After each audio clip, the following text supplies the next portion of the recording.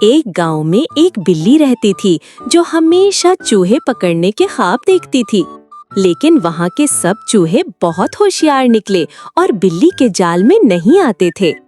ایک دن گاؤں میں ایک بچہ نیا کھلونا لایا، روبوٹ چوہا۔ یہ چوہا بیٹری سے چلتا، آواز نکالتا اور تیز دوڑتا تھا۔ بلی نے سمجھا یہ اصلی چوہا ہے، وہ دوڑ کر اسے پکڑنے لگی۔ روبوٹ چوہا کبھی آگے، کبھی پیچھے، کبھی چھپ کر آواز نکالتا۔ بیچاری بلی بار بار پھسلتی، دیوار سے ٹکراتی اور پانی کی بالٹی میں بھی گر گئی۔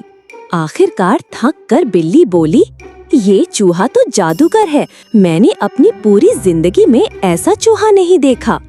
گاؤں کے بچے ہنسنے لگے اور بولے، بلی جی یہ چوہا نہیں، کھلونا ہے۔ بلی نے شرمندگی سے منہ چھپایا اور کہا، اب میں اصل چوہوں کے پیچھے ہی بھاگوں گی، مشینوں کے نہیں۔ اخلاق: کبھی کبھی جو چیز ہمیں آسان لگتی ہے وہ حقیقت میں دھوکہ بھی ہو سکتی ہے۔